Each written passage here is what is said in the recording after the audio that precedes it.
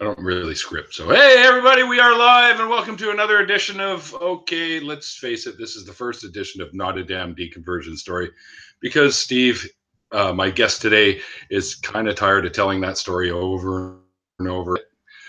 So what we're going to talk about today is his journey from realizing that he was agnostic to becoming the activist that he is today, you know, stuff like the non-sex show, starting up with Kyle and whatnot. So Steve, tell me, basically, when you first decided you were going to get into doing this, how did you and Kyle know each other before this, or did you guys sort of meet like online kind of thing and then get this going, or like? Yeah, no, it was one of those love stories online. Yeah, what happened was Kyle had been watching for a while. I was a lurker, but basically they kind of just watch but don't get involved too much as lurkers. And he was really fascinated by these types of discussions that people were having, especially the ones that were kind of explaining why young creation was wrong, because he used to be, you know, a believer and a young creationist and all that. Well, was he a young creationist? I guess he didn't really believe one way or another, but he was a very strong theist. But he was very fascinated by the approach that we were taking in the great debate community. And so he approached me with this idea that, hey, Steve, I'm going to be writing an article for a magazine, which was called Beverly Hills Magazine. He did culinary stuff with them. And he said, I want to do this documentary kind of thing with the great debate community and with different members of the community, especially those that are not even really of influence any longer, like Brett Keane and a few other people. And I said, yeah, that's a great idea. And we just kind of meshed together well on some of the ideas we were having, the way I wanted to take the great debate community, but I didn't have the skill set he had. He had the ability to do the graphics and the artistic work. And so we had kind of said, hey, why don't we do a podcast on this? And I said, yeah, sure. So we started the podcast, and that seemed to have some legs to it. And then I was like, we need to take this to YouTube, because I already had my channel on YouTube.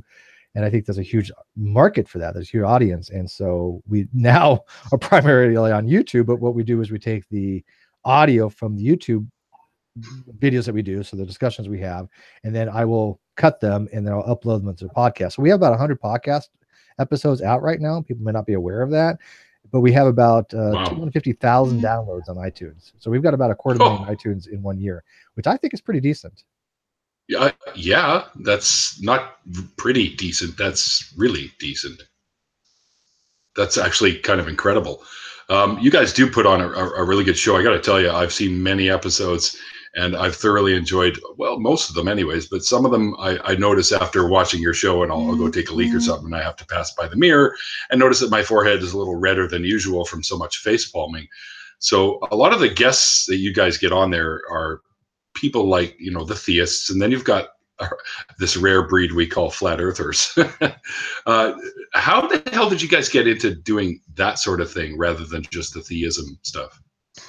Well, obviously, you know, Reg Rhetoric had the dominant thing on the flat earther. He's the preeminent person to debunk flat earth. But we had flat earth discussions on my channel for quite some time, and they were very popular, and people were like, hey, Steve's channel is a place to go where if you're a flat earther and you want to try to give an argument, we'll listen to it, and I'll get the people on that are educated on these topics and experts on these topics to kind of, you know, explain to the person why flat earth is not a thing. Now, obviously, flat earth is not debatable. There's no question about it. There's no debate. There is, you're wrong, or you know, or you don't understand it, or both, right? But there is no debate on the shape of the earth. It's a regular blade spheroid. But people love this kind of stuff. People love watching flat earthers pretty much get wrecked, and I do too. And it's like a train wreck. You can't stop watching a flat earther get annihilated with people that have knowledge. And so we just took that to the Non Sequitur show, and people like those discussions so much. They're the most popular episodes that we decided to do it every Saturday if we possibly can. Called Fleur for Friday, or Fleur for Saturday, or. Well, I thought Flatter Day, you guys call it now? Isn't that what it's called? Well, we're doing them Saturdays now. We are doing them Saturdays now. But that's why I said you guys call them Flatter Days. Flatter Days, yeah. So it used to be Fleur for Friday, I think. Then we pronounced Flatter Days. Yeah, I like the puns. And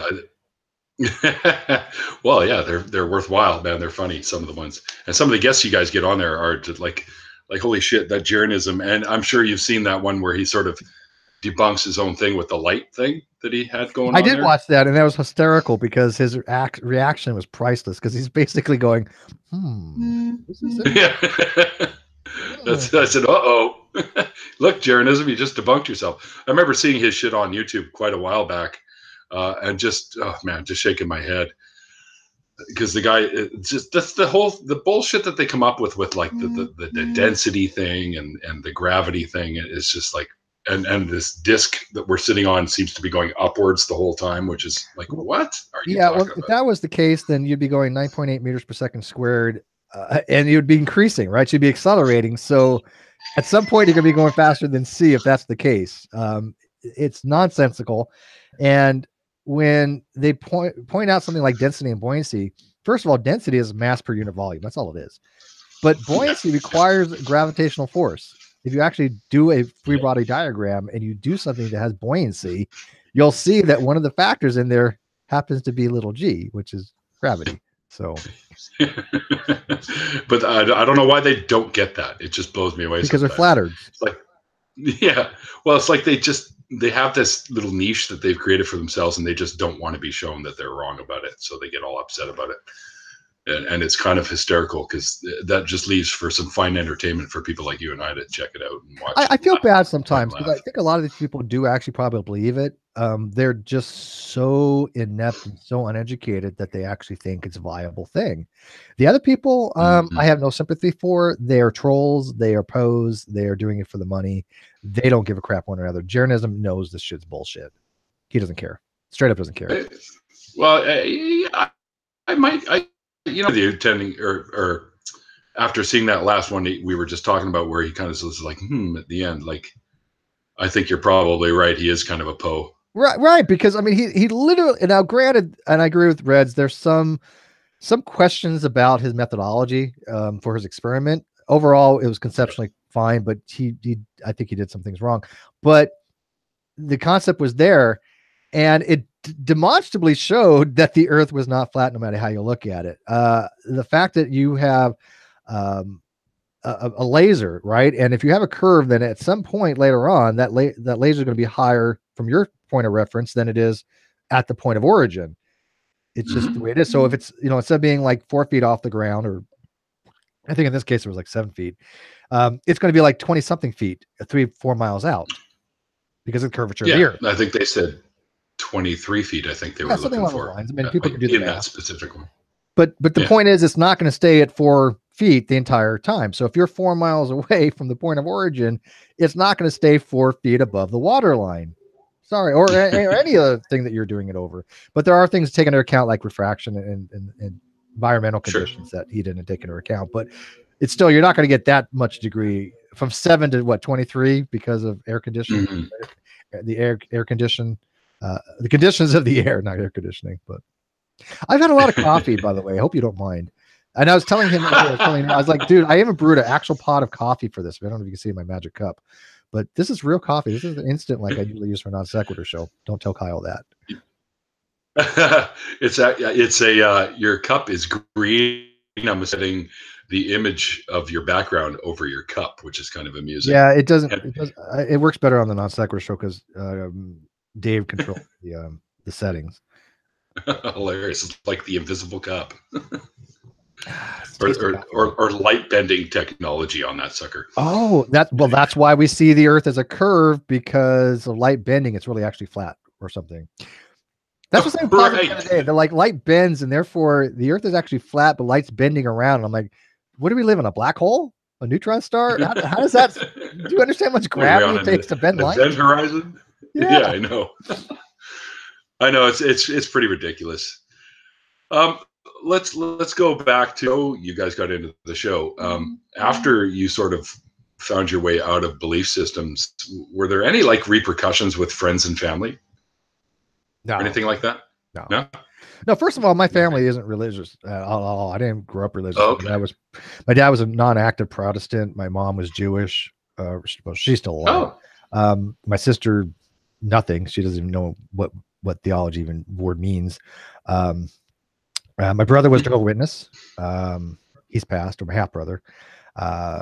But yeah, nobody really in my family was religious. It wasn't until I met some friends that happened to be Mormon when I was like 6 or 7, and I kind of grew up with them. And then at 17, I joined the Mormon church, left it about Oh, mid-20s. It wasn't until really about 2008 where I finally said I was completely done, and that was because of Prop 8. I couldn't support what they were doing by interjecting themselves politically into the proposition on gay marriage. I thought that was beyond the course of what a church should do. great, for sure. I don't think they should have any say in that sort of thing anyways. Okay, so all right, let's talk about this definition thing that I was before we went live. I was talking about was noticing on your Twitter that you've been going around with multiple people on definitions, excuse me, of agnosticism and atheism. So lay it out there for us. How do you define these things? Well, first, let me preface it this way. None of this has ever been a definitional argument. I know people like to make that out to be the case, but it's not the case.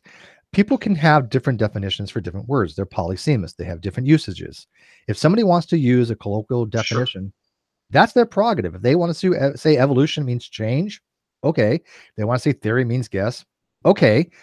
Words have usages more than meanings, right? So I don't give a crap what somebody calls himself. I have never once ever in the 5 or 6 years I've been on YouTube said, well, you're not a real atheist, you're an agnostic. No, I don't do that. The arguments that I've had is that when people try to label me under what they assume to be the definitions of their choice, and I find offensive, because that's no difference than a theist saying, hey, you're actually a theist because Romans 1 says everybody has God imprinted on their heart, so you're a theist. You're not really an atheist. Well, you would kind of find that offensive, right?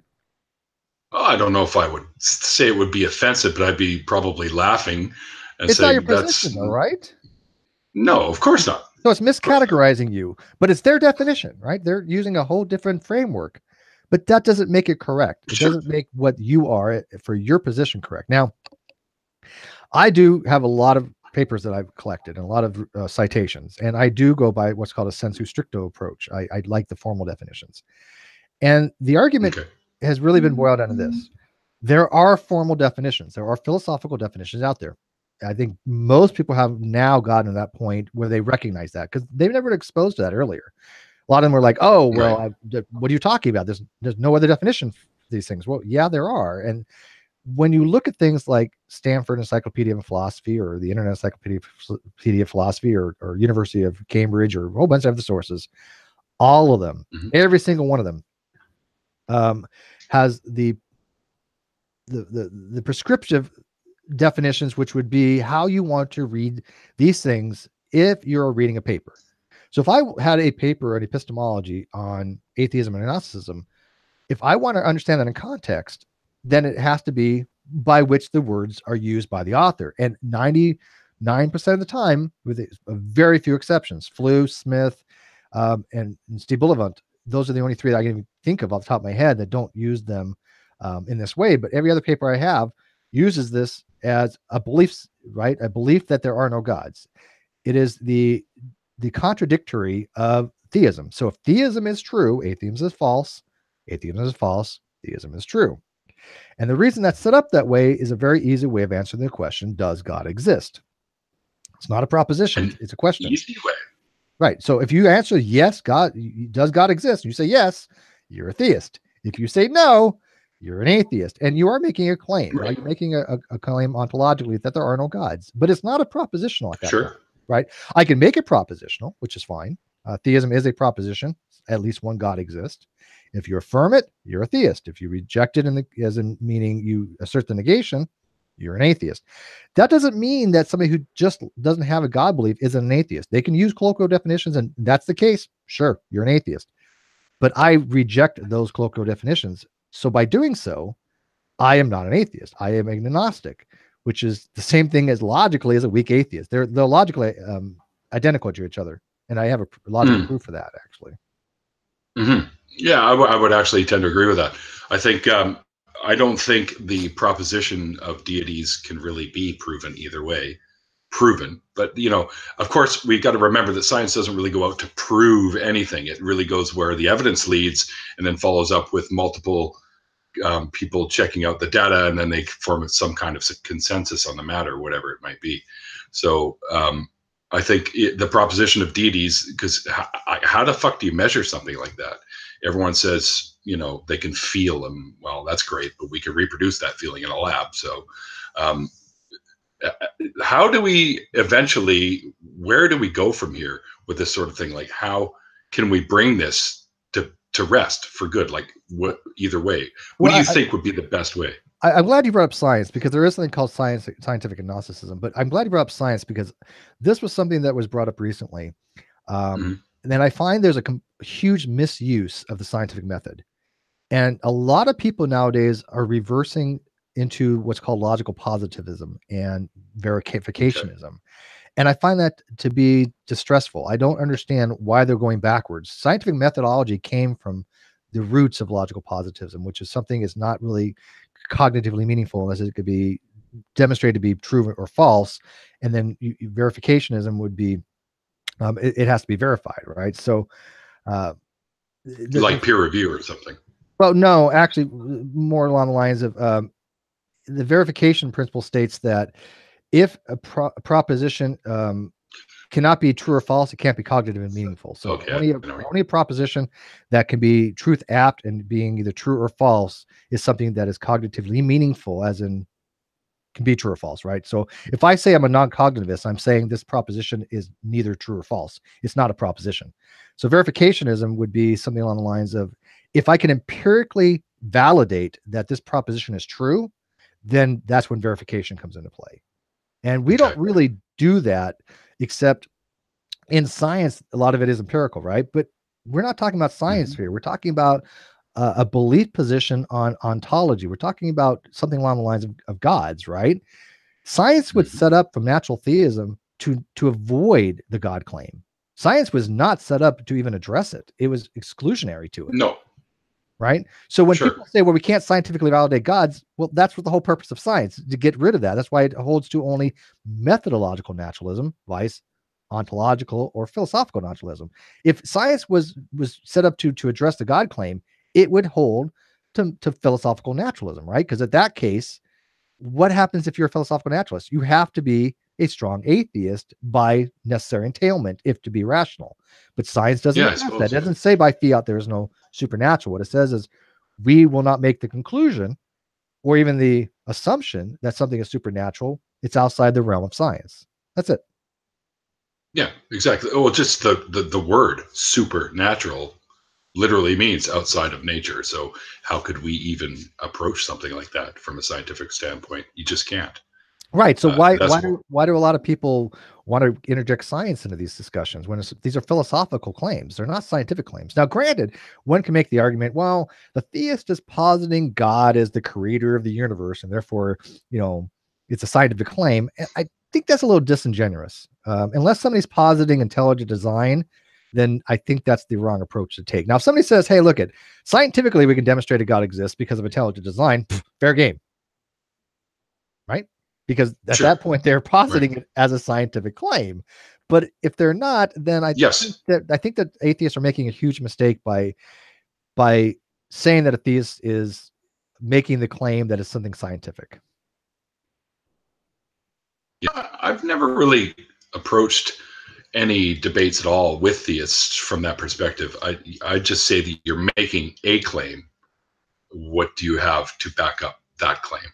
And of course, most of the time let's be real. All you're going to get is arguments for whatever they're making the claim of, because there, like we were just saying, there really is no scientific way to resolve that. So we're stuck with just arguments, and I guess the best one wins in most cases. But you got to look at it this way. Are you when you're having a conversation with a theist, are you trying to persuade the theist? Are you trying to persuade the people listening, or are you trying to evaluate your own positions, right? And these are very different contexts of how you approach a conversation, I think. If you want to go into a conversation with a theist to try to show them that they're wrong, then just saying, well, I merely don't believe you is not going to do a damn thing. No. right? So Most of the time they double down. yeah, so it's not going to do any bit of good to sit there and go, oh, well, you know, I don't believe your claim. Because I think that I see that a lot with new atheists, right? They're like, well, atheism is just saying we don't believe your claim. Well, so the frick what? Why would a theist give a shit?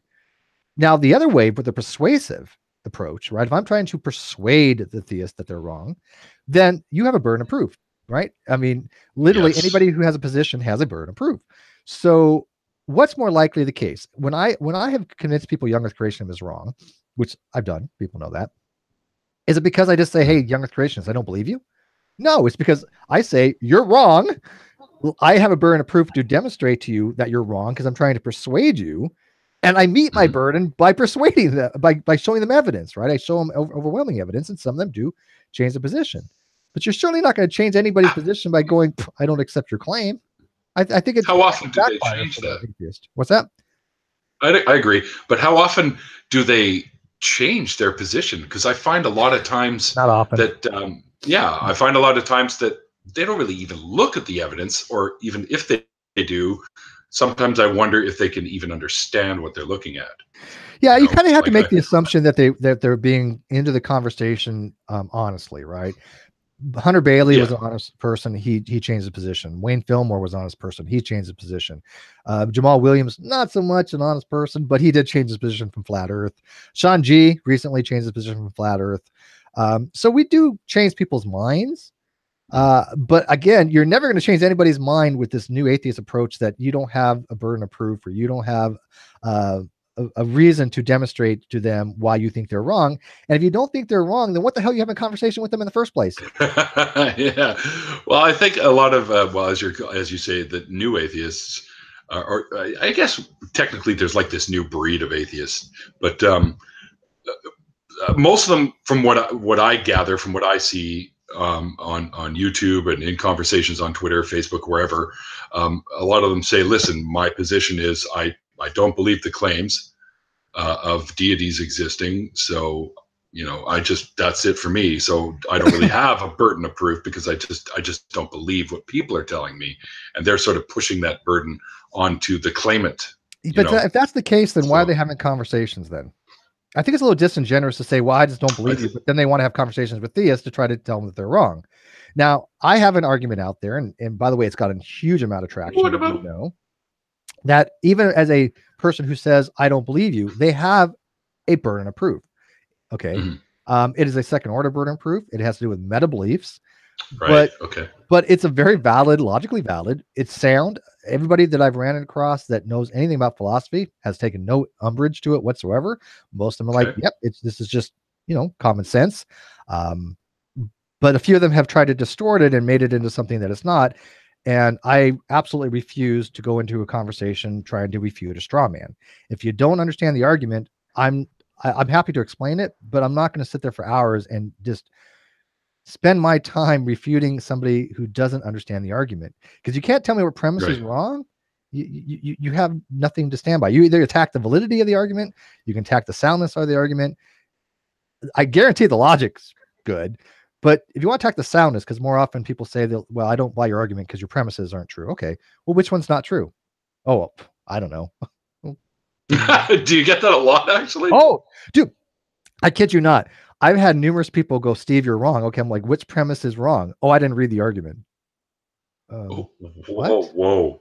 Yeah, you did. So I'm like, you didn't read the blog on it. Oh, no. But from what I've heard, okay. Well, why don't you go read it? No, I don't want to waste my time. Well, then you're wasting mine. Like, if you're gonna come in here and do some shouting at you for what you had in the blog and not read what was there, then that to me is ridiculous. Like, why would you even step foot in there? I don't know. But I mean, I'm happy to have a conversation with anybody who thinks the argument has a flaw. But every single time I have, they've misunderstood the argument. What my argument is from literally a paper that I had requested directly from the author, which was Dr. Malik. He sent me a copy of that. I found later you could actually copy online, but he was very happy to send it to me.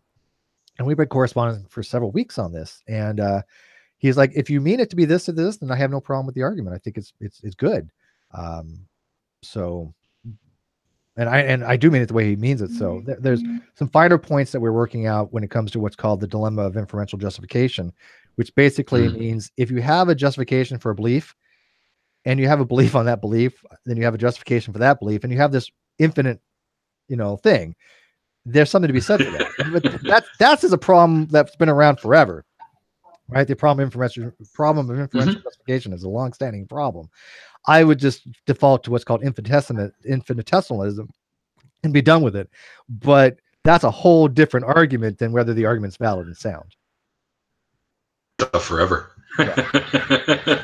Well, have you heard of the KK principle? You know what you know. So if you know something, you know that you know it, right? So there's this, I know that I know that I know that I know that I know I know. So it's kind of the same thing. I believe that I believe that I believe, and each one requires supposedly a justification, but I'm only going to a second order justification on mine. Okay, so if I said to you that my position was, okay, for a long time now, I've looked at gods as being mythological figures like a minotaur or Medusa from Greek mythology. I've just looked at them as characters, really. So, well, since I was when I was little, I believed I used to talk to God every day when I was a kid, but that's sort of where I sit with them now. So how would you describe me in that position? Well, I would have to ask you some questions in detail, but when it comes to like the justification for atheism, as if, for a belief, the comparison to mythological creatures, I don't disregard it, right? I think there's something to be said when it comes to a more specific argument of we don't necessarily ever discover a property of a deity, right? They've always been told to us. Same thing like for like Superman, right?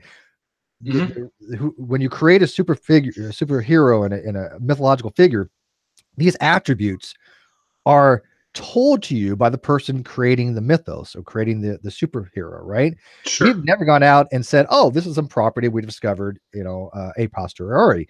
So there's something to be said for that argument. And I'm fine with it. If people want to use that for justification for strong atheism, okay. I think it's a holistic approach. I think there's a lot of arguments, and you kind of like say, okay, because of this argument, this argument, this argument, this argument, therefore I'm justified to believe that there are no gods. I'm okay with that. That's the approach I would use. But for you, okay, I'm going to use the flowchart method. And I know that, Matt Dillahunty kind of dissed on my flowchart, and he's like, well, I saw that. He didn't start off with a preposition. Well, let me tell you why I didn't start off with a proposition. The great debate question has always been, does God exist? That's the great debate question. And what am I, the head of the great debate community? So that's why I started off with that particular question, right? Rather than a proposition. So if I asked you that question, does God exist? What would be your answer? I would say no. Okay, then you're just a strong atheist. You're just a philosophical atheist. That's it. It's kind of what I've always considered myself to be anyways.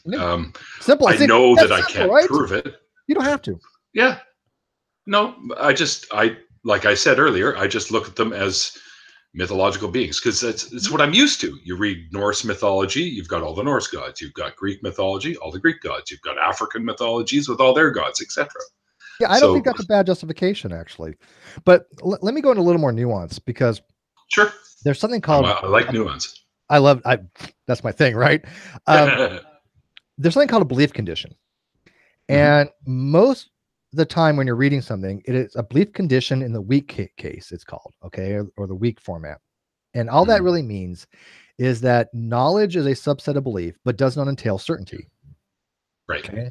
Now, there's a belief condition in the strong case that knowledge implies certainty, right? I know something if I'm certain of something. That's not really how it is in epistemology, though. In every paper I've ever read, it's always in the weak case. Knowledge is a subset of belief, but does not require certainty. It requires other conditions like P being true, S believes P, and that S is justified to believe P, or some other truth condition. And then what's called throwing truth tracking, which would be something along the lines of what's called sensitivity. Weird name, hard to figure out, but sensitivity has to do with possible worlds. So I'm not going to get into that right now, but there are ways to determine another discussion. Oh, dude. If people want to get confused, go look into between safety and sensitivity when it comes to truth tracking of belief conditions. It is mind-boggling, these possible world scenarios. But But to kind of bring it down, belief does not require certainty, right? So if I just say, I believe there are no gods, you don't have to be certain of it. And this is what I think the mistake that Dawkins made when he came up with a scale, because his belief scale, like 7, is I am 100% certain there's no gods. Yeah. Who does that? Yeah, that's not epistemology. That's no way. That doesn't make any sense to me, because who the hell would even say I'm 100% certain of anything if you're talking about Cartesian certainty? It doesn't exist. Right. You can't be 100% certain of anything. For all we know, I think you can't be. Well, the brain in a fucking vat scenario, right? How do we know we're not even that? Oh, I'm doing a blog on that. That's let me tell you. I really don't think. I don't think it's a thing, but it's a thought, anyways. There are some arguments against that. Popper puts forth a linguistic argument.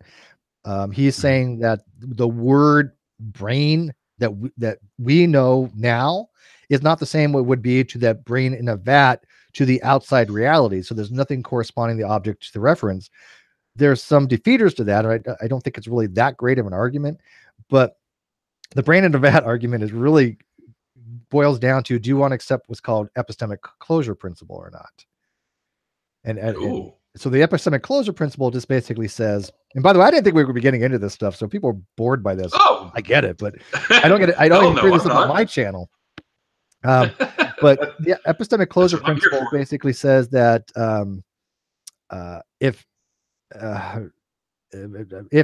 S knows P, and I'm doing this off the top of my head, if S knows P and P applies Q, then S knows Q. Okay. Right.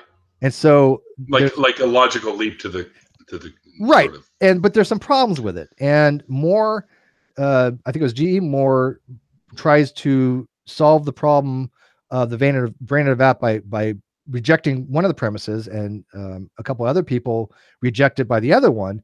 But the problem is that by doing so, they reject the epistemic closure principle, which I think is false anyways. So I'm trying to do a blog on it as we speak, but it's got a lot more complicated than I wanted to get into. So I'm trying to if you read my blogs, I try to make things kind of simplistically without losing granularity and nuance. Sure. Well, yeah, of course, because you're just going to find yourself like a billion rabbit holes all at once if you get too great. It does get into a lot of rabbit holes. But I like exposing people to things they never heard of before. Like, how many people out there have ever heard of the epistemic closure principle or the dilemma of inferential justification? 2 years ago, I would have no idea what the hell these things were. Right. And I didn't know until you just mentioned it and then explained it. So now I'm a little bit smarter today. So thank you for that. All right. So what do you guys have planned, like, coming up? Like, I know you're going to be doing your Flatter Day things like every Saturday now. Well, at least for the foreseeable future. Is there, like, what kind of guests you guys have coming up? Because I'm always interested in hearing what you guys have going on. Well, I mean, we are making changes. We are going to be having a new direction coming the first of the year. We already announced we're changing the name. It's just going to be Non Sequitur. So we're getting rid of the non sequitur. So it's just going to be Non Sequitur, although people still going to refer to it as such, I'm sure. We are planning to have some more controversial content coming on. I'm not going to announce it yet, but we do have some things early on that we decided we no spoilers, guys. Yeah, no spoilers on that. Yeah, but I will give you a teaser. Kyle and I made a decision earlier on. There's certain topics we're not going to address because they're very volatile. Okay. But now we just said fuck it. It's like nothing is sacred now. You're going to go for whatever. Dude, if people haven't left us, give me an example. Blood sport type stuff. You don't have to go with, what's that? Blood sports. Have you watched Blood Sports? You never heard of Blood Sports? I've heard of Blood Sports. You're going to have to be a little bit. Blood Sports is basically, I think it was Wazowski was his name. Is that how you pronounce it? But basically, the people just go in and they just slaughter each other when it comes to Nazism and race realism and all kinds of taboo subjects. Okay. So, you guys are going to tackle this stuff? We're gonna try to in a very upper level way. It's very difficult, but I mean, we've tackled other topics. Like the whole pronoun thing. You guys remember that? Yeah. And by the way, that was like the one episode where I think everybody was like, hey, we agree with Steve and Kyle on this. Most of the time it's like, yeah, I agree with Kyle, or Steve's an idiot, or I agree with Steve, Kyle's an idiot, or I agree with neither one of them, they're both idiots. But very rarely do you find they agree with both of us. So that was one of those rare instances where and that was a dumpster fire from hell. I would have. I saw that episode. It was fantastic, by the way, and I would have been one of those people that said, "Yeah, I agree with both of them." So yeah. There you go. So, how long have you been on Twitter now? Oh man, 2 years on Twitter. 2 years? Okay, that's cool. Because I've seen a lot of man, for 2 years, you've got a lot of tweeting down, because you look at the totals, and I was actually kind of surprised at my own numbers, and I've only really been doing it as 604 Atheist for probably just the spring, and I've got well over like something like 7,000 tweets or something now. It's not hard, right? Just you get so caught up in it and carried away. It's pretty easy. I like Twitter. I like Twitter. Oh yeah, it's a great format.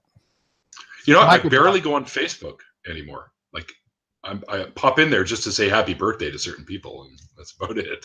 Well, I like Twitter because you have to. I like explaining things in a very condensed way, and when you're microblogging on Twitter, you have to be able to stick it in 280 characters, or maybe in 2 tweets. But even still, yeah, you have to still be concise. Mm-hmm, absolutely, and I think it's a great format for that, because it saves a lot of the extraneous shit that you don't need when you're getting into this sort of stuff. Now, oh shit, I forgot what I was going to ask you now. Okay, so come on, Neil. Yeah, I hate it when I do something like this. I had this question I was going to ask you, and it just fell out of my head there. Anyway, well, we'll move on to another topic. So, no, this is going to bother me now. What's that? Just forgetting what I was going to ask you. I do it all the time. And I tell people I forget more now than I ever have. I can't memorize shit like I did 30 years ago. I was able to really memorize large amounts of data and spew it out by rote memorization. I understood concepts, but now I don't have the memory, but I understand the concepts better. So it's kind of a trade-off, I think. Yeah, I could see that for sure. You did take philosophy and stuff in school, if I remember correctly, correct? No, I have no philosophical training whatsoever. The only course I ever took that was even close is I did take a college course called contemporary rhetoric, contemporary rhetoric and fallacious reasoning, I think it was called. Oh, okay, maybe that's what I sort of. But that was it. That was the only class I took, and all I went over was like illogical fallacies and how it's applied in the marketplace, and it's applied in politics, and how the media uses fallacious means to get across a narrative, and how even in marketing they use techniques. Oh sure, so, I was just listening to a thing on that earlier today. Yeah, so that was the course I took. But other than that, I've had no formal training in philosophy. I learned this all on my own the last 3 or 4 years because I had to. Wow. There's exigent circumstances that if I said I want to be able to really dive into these conversations, I need to take the time to understand it. And I literally every day, just about, I will read something on philosophy. Mm-hmm. That's cool. Yeah, I've been sort of dabbling a little bit myself, because I used to be sort of the camp where I thought, oh, philosophy is interesting, but is it really practical to use in because I was more scientifically minded, I guess, well, being a chemist and whatnot. So I always thought of philosophy as, that's great for the thinkers, and they can do that, and they can give us ideas, and we can check them out, and blah, blah, blah kind of thing. But recently I found that the way when you get into philosophy and it starts you in thinking in ways that you heard before, is the part that I find fascinating, because it's almost like it opens up new chambers in your brain. Well, I mean, think about, what does philosophy entail? Reason, logic, facts, truth, knowledge, beliefs. These all fall into philosophy, right? So if somebody says, well, I have no interest in philosophy, they're saying I have no interest in being reasonable. Yeah, I would agree with that for sure. Which is, I think, totally why I bit the bullet. But I finally bit the bullet and started to learn a little bit about it.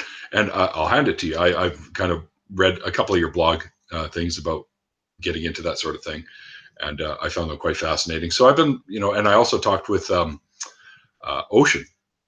With Ocean does it. Yeah, Ocean's good. Oh, yeah, and he's given me some I don't want to say beginner type stuff, but along those lines where I can dive in there, get my feet wet, and then go for the deep dive. So I think it's a fascinating thing to learn about, because, as you said, if someone says to you, "Oh, I don't have no time for philosophy," in my mind now I'm thinking time for really anything, because philosophy covers that umbrella that you just mentioned, like the whole spectrum of things. I mean, think about this. When people say, "Oh, I'm an atheist," no matter how they're defining it, they're still making a philosophical statement. Sure. Okay, so atheism is a philosophical word. I mean, you're dealing with something that deals with existence, right? So there's this existential component. There's an ontology there. So when you say something like along the lines of, "Well, I'm an atheist activist, but I have nothing to do with philosophy," it's a contradiction to me. It's a performance contradiction. Yeah, that's actually a good way to put it. That's what I was going to ask you. We were talking about like the definition things, and you had that formula that you wrote out that I noticed. I think it was explaining agnosticism. Mm-hmm. Which one? The P equals, I can't remember exactly what it was off the top of my head, because this was a few days back. And the agnostic position is very simple. And I'm telling you now, the people that say agnosticism deals with knowledge have never read a paper in their lives on this. I don't think. I think they go by the root word on that, don't they? That's a mistake, because even Robert Flint in 1903 wrote a book on agnosticism, which was contemporary of Thomas Huxley. And he even said the root of this word, gnosis, was not meant to be knowledge. It was meant to be the illusion of knowledge. Okay, huge difference. Oh, really? And the reason for that was when Huxley created the word agnosticism, it was because, or agnostic was already created, because he wanted a position that was showing that the Gnostics of his time didn't have the knowledge that they thought they did. He wasn't claiming knowledge. He was doing the opposite. He was claiming, I have a position where I think the theist is wrong, and I think that the atheist is wrong. I think neither one of them are justified to hold a position. And the Gnostics, which were the elite, the ones that had divine knowledge back when it comes to Gnosticism in the 2nd century, he was like, these people are not justified to say they have the knowledge that they hold. And he felt like he said, a fox with no tail. He felt different than everybody else in this party he was at. So he coined the word, and it had nothing to do with having knowledge. It's not, agnosticism is not a knowledge position. It is a belief position. It is saying, I am suspending judgment on a proposition. I do not say that it's true. I don't say it's false. I'm agnostic on that proposition. And that's, you can go look it up in SEP, IEP, Cambridge, all these different sources say the same exact thing. So when people say agnosticism means knowledge, I will tell you all, challenge them to go find where it says that in any scholarly source, because I have yet to find one. Maybe one does exist, but I've had people look. I just the other day I had somebody search, couldn't find anything. Well, I think that's just in the dictionaries they pertain it to knowledge. But I said scholarly search, right? A dictionary is a descriptive thing, right? All that does tell you the most broadest possible interpretation. Yep. Right. Agreed. And like, for example, like some dictionaries will give the definition of agnosticism as somebody who believes that knowledge of God is impossible, right? And in the broadest sense, that would be a Huxleyan agnostic, which I'm not. So that doesn't even apply to me. So there are nuances to these terms. And when you, again, shoehorn stuff into a descriptive dictionary, you're losing these nuances. That's why you go to a more prescriptive source. That's why you go to an encyclopedia of philosophy. Okay, check it out. What do you think about this, Neil? What do you think makes more sense? Going to a dictionary that has that much of a blurb on something, or going to SEP that has pages and pages and pages and pages on the same topic? Well, I mean, if you're going for that, what's that? I mean, if that's what you're going for, then you would go with the more source material rather than the little blurb that it gets, because it's got to be stuck between, asshole and what the hell it is with agnostic. Right, because dictionaries doesn't tell you how to use a word. They don't define words, contrary to popular belief. No. Descriptive sources define words, but descriptive do not define words. They just tell you how they're generally used. So a dictionary is not a descriptive source. That's right. Yeah. Yeah. So dictionaries, you could almost say, are pretty much colloquial. Like they are colloquial. Absolutely. Yeah. Yeah. Yeah. So that whole time I was going through school and they're saying, oh, look it up in the dictionary. And I was like, but I don't like the dictionary. Well, would you go to a dictionary for chemical? I mean, you're a chemist. No, right? hell no. Okay. Yeah, So, I mean, is your especially in organic or inorganic? It's organic. I deal with well, it's both, because I deal with oils and I can deal with stuff that's non-organic, right? Because oil comes from an organic source. So I work for an environmental company and I test products that we get in, like fuels and oils and antifreezes and stuff like that. And I test them for their, like in the case of oil, liability for recycling. Okay. So I have to look at specific things, right? I used to work with oil, so maybe we could. Oh, there you go. So when you want to learn terms like viscosity, you want to learn terms like laminar flow, you want to learn terms like Bernoulli's equations and things of that nature. Yep. You're not going to go to a dictionary to understand Reynolds number, right? No. Stokes equation. I wouldn't even think to. Right. So this is my point when people say, well, this is what it says in the dictionary for this thing. Well, I guarantee my favorite example is heat. And as a chemist, you do a lot of things with entropy and enthalpy and caloric rate, heat. Correct me if I'm wrong. And by the way, I know I'm not, but heat in science is defined literally to be the transfer of thermal energy from a higher concentration region to a lower concentration region. It must be in flow. Yes. So if I say something along the lines as this house retains heat, that's physically impossible, because you cannot store heat. You can store thermal energy, but you cannot store heat, because heat is by definition a flow of thermal energy from two different regions of concentration. So there's a colloquial version of the word heat. And if somebody says this house retains heat, yes, I know what they mean by it, but I don't use the colloquial definition of it because I took thermodynamics and I understand that is inappropriate in physics, right? So this is why you don't use a dictionary for certain words like that. So you get it. Yeah, exactly. Right? Yeah. Your house retains heat because it's got good insulation. You always tell a house that has good insulation, people, if they have snow on the roof and it isn't melting away. Well, it retains thermal energy. It doesn't retain heat. You can't store heat. Heat cannot. No, I get that. Right. But but you know what I mean. Right. That's why my point is I understand when somebody uses it colloquially, but I don't use the colloquial versions of these words because I like science and I just I like to be consistent. So if I'm going to be using the sensu stricto definitions in science, then why not hold the same standard for philosophy? If I and you are talking about biology and somebody wants to use evolution as just a change, the sun evolves. Okay, but that's not what we're talking about in biology. We're talking about a change of Laic frequency, right? So you have to say that. These words have usages. And when it goes to like the whole agnosticism and atheism thing, they have usages. Agnosticism is my position. Atheism is not my position. There's not a matter of right or wrong. It is what is my position. Mm-hmm. And I think that gets lost upon people when they try to say, well, no, your position is this. Well, no, it's not. You are a philosophical atheist. You hold to the belief there are no gods, right? That's right. Yeah. Yeah. So I think people just get stuck on what they're used to, right? And if they're used to these colloquial definitions, for them, it's really hard to sort of tear away from that. Very much so. Right. So I almost want to say, like, I think just better lines of communication on these kinds of things needs to happen, and definitely in some cases, anyways, where people are so like stone-headed about this, that better education on these types of things. They get, again, my position is simple. If you think I'm wrong, demonstrate it. Yeah. Show me a source that says I'm wrong. That's of a scholarly nature.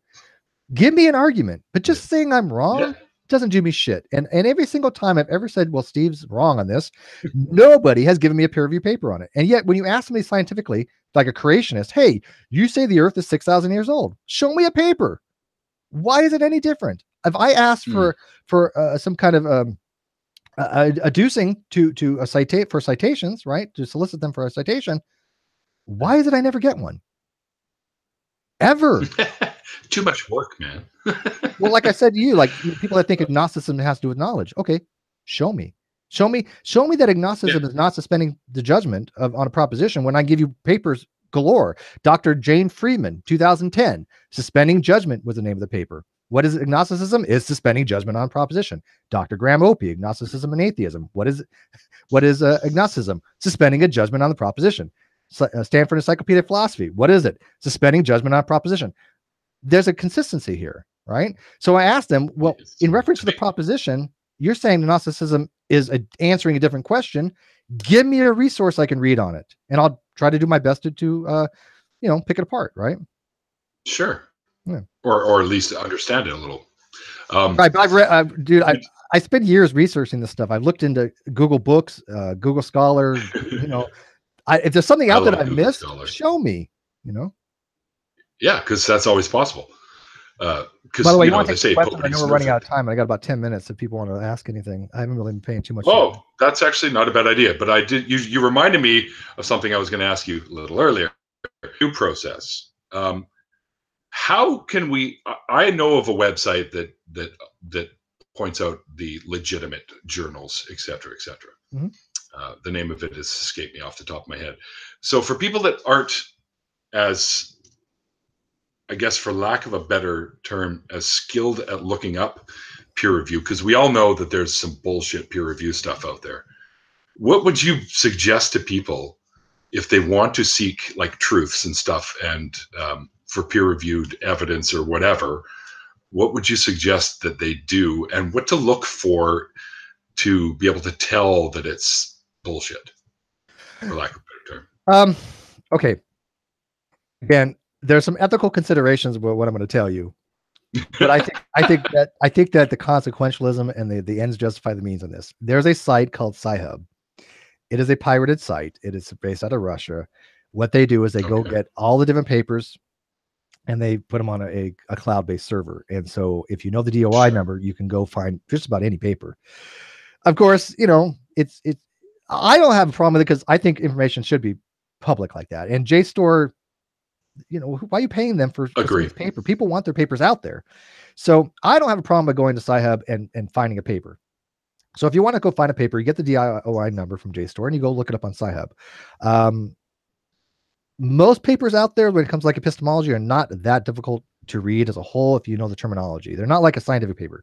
Those are much more difficult to read, with some exceptions. Like I was talking to somebody earlier about one of the papers that Sosa wrote, and it was called The Raft and the Pyramid, and it had to do with coherence versus foundationalism. And oh my God, is it a very difficult read. I couldn't make it through like a half of it.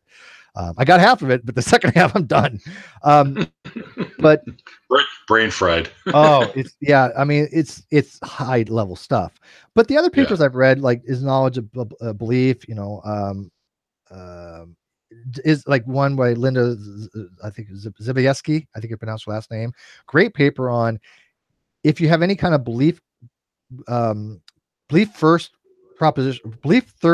theories of knowledge, all of them are going to suffer from some kind of get a year problem. All of them are going to say eventually, because of what's called good and bad luck, you're going to have an issue with these types of theories. And I think she's right on it. I think there's no way you can start from belief theory of knowledge and not eventually run into some kind of Getty air problem. If you're familiar with those, those have to do with justifying true belief. Yeah.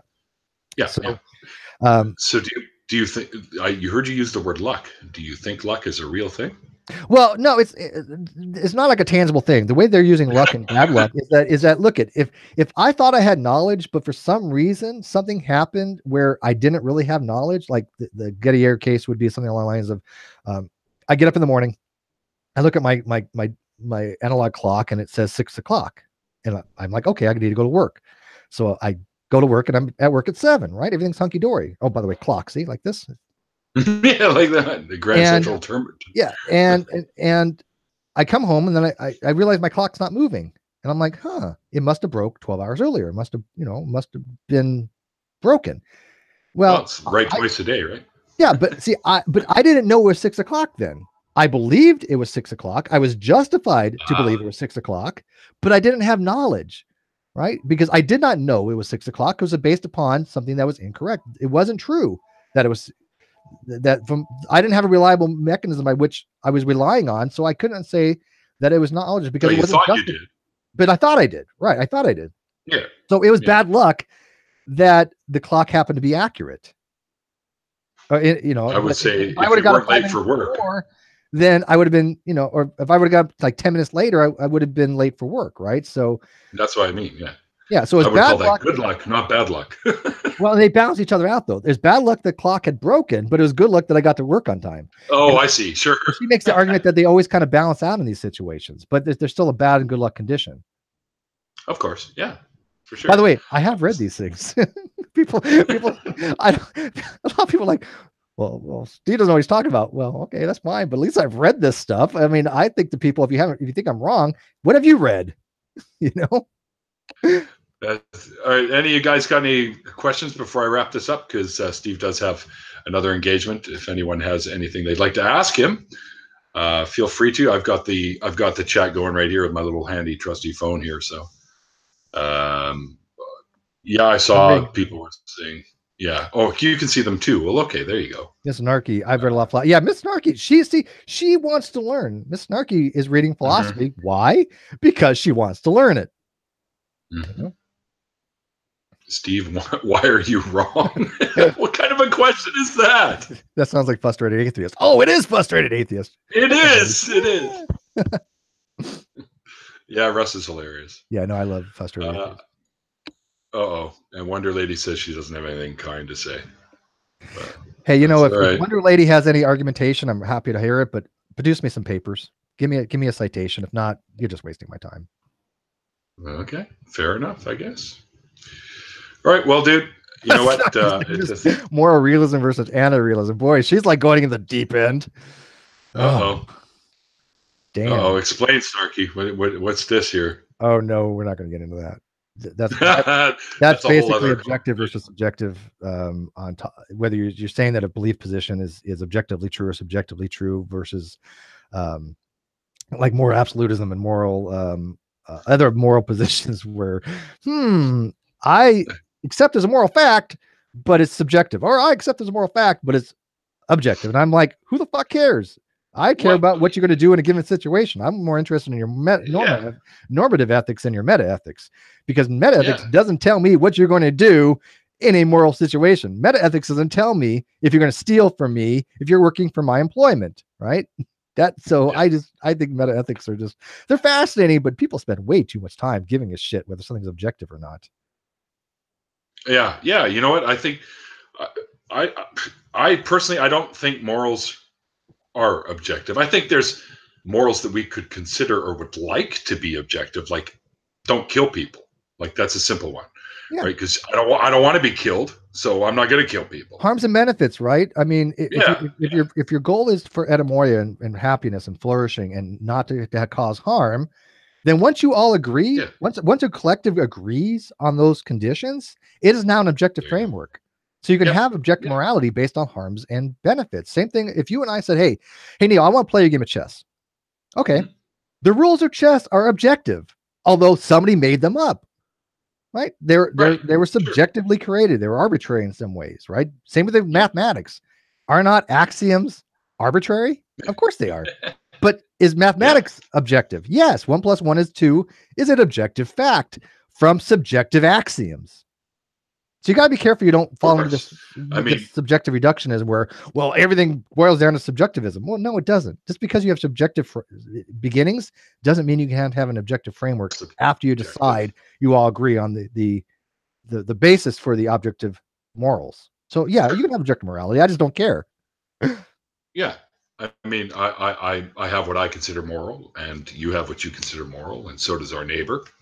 So that's really what it boils down to. But if their morality entails something where it's okay for them to kill, then I'm fucking moving.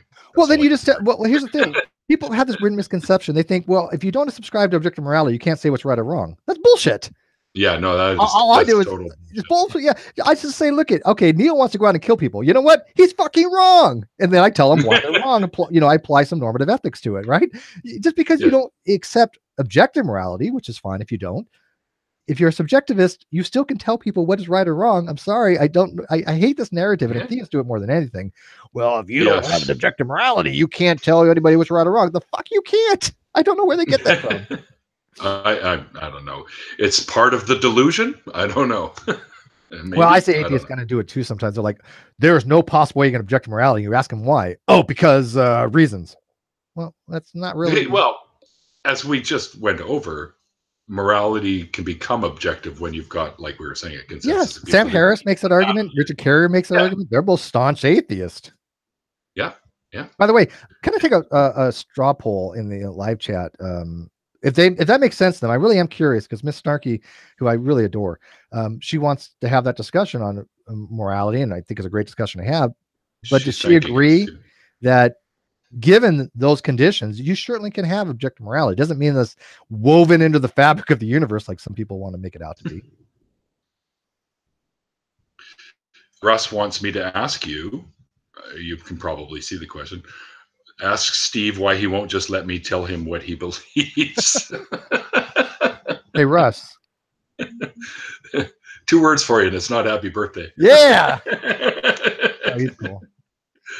Uh-oh. Looks like you're going to be busy now, bud, because I just seen the Non Sequitur Show alert pop up on my phone. So yeah, I guess yeah, I'll say goodbye. I think we're having a bunch of plans going on, so I'm not sure what's going on because I think our guests canceled. But if he came back, then they're going to be doing ideology, and I won't be a part of it.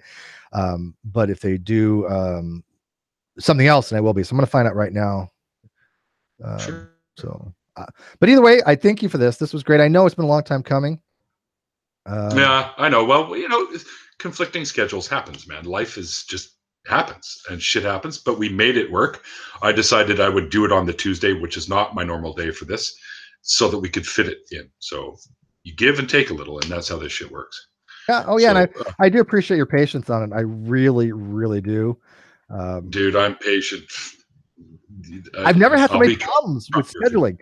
I don't know what it is about you. You're fucking cursed or something. And I wasn't like I was blowing you off. You know that, right? Because we had planned this. Totally. And I was like, oh shit, this came up because Kyle scheduled something. You were like, oh, I got this. And I'm like, somebody doesn't want us to have this talk. It's like the universe is conspiring against us or some shit.